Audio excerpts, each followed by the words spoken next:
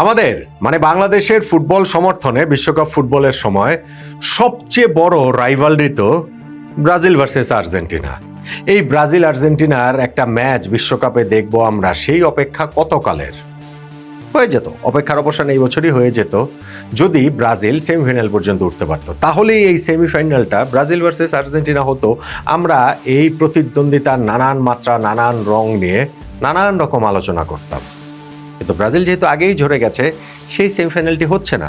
1990 বিশ্বকাপে last Brazil Argentina হয়েছে, ওইটাই এখন পর্যন্ত সর্বশেষ হয়ে আছে। আদৌ হবে কিনা, কবে হবে, কোন দিন হবে, প্রতি বিশ্বকাপে আশা থাকে। ফাইনালে গিয়ে তো আর হচ্ছে না। বরং এই সেমিফাইনালটাতে মুখোমুখি হচ্ছে আর্জেন্টিনা ভার্সেস ইংল্যান্ড। আন্তর্জাতিক ফুটবলে সবচেয়ে বড় রাইভালরি আপনি বলতে পারেন, কিন্তু সেটা না বললেও সবচেয়ে তেতো রাইভালরি এইটা বলতেই হবে।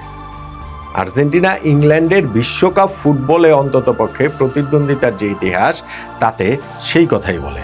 এইবারও যে সেমিফাইনালে দল দুটো মুখোমুখি হচ্ছে, তাতে করে যেন কি কি জিনিস নিয়ে আমাদের জন্য অপেক্ষা করে আছে। কোন রেফারিং বিতর্ক, কোন লাল কার্ড, কোন মারামারি, কোন মাঠের বাইরের নানান ঘটনা প্রবাহ।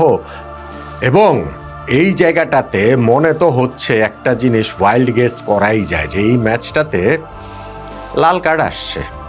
লাল কার্ড আসছেই আসছে। কার জন্য আসছে, কোন পক্ষে আসছে, এই জায়গাটা তো আমরা একটা ওয়াইল্ড গেস করতে পারি। ধরেন আর্জেন্টিনার একজন দুইজনের কথা যদি বলি, ধরেন ইংল্যান্ডের একজন দুইজনের কথা যদি বলি, বললাম আর কি, মজাই তো। পরে এটা আমরা খেলা শেষে মিলিয়ে নিতে পারবো, মিলিয়ে দেখতে পারবো।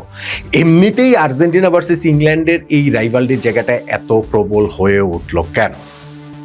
এখন ফুটবল মাঠের রাইভালরি শুধুমাত্র ফুটবল দিয়ে হয় না, হয় যে না তা না, হয়, কিন্তু অনেক সময় এর সঙ্গে আরও অনেক কিছু জড়িত থাকে।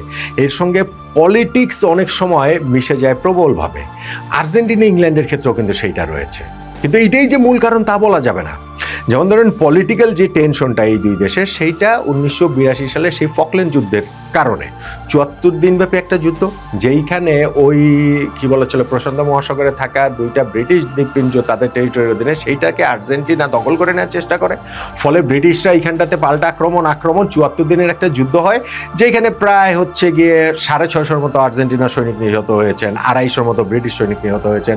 ফলে সেই একটা রক্তক্ষয়ী সংঘর্ষ শেষে আর্জেন্টিনা আবার দ্বীপটা ব্রিটিশদের কাছে হচ্ছে গিয়ে দিয়ে দেয়, তারা সারেন্ডার করে। ওই যুদ্ধটা 74 দিনের শেষ হয়ে যায়। কিন্তু শেষ হলেও তো আর শেষ হয় না, ওই জিনিসের রেশ এখনো আছে, এখনো থাকে। এইটা তাদের ওই পলিটিক্যাল বয়ানে যেমন থাকে, ঠিক তেমনি মানুষের মুখে মুখের যে বয়ান, সেই জায়গাটা তো প্রবলভাবেই রয়েছে।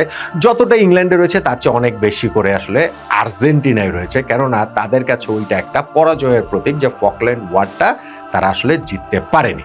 ফলে মাঠের ফুটবলে এইটার জবাব দেওয়ার চেষ্টা সবসময় আর্জেন্টিনা করে থাকে।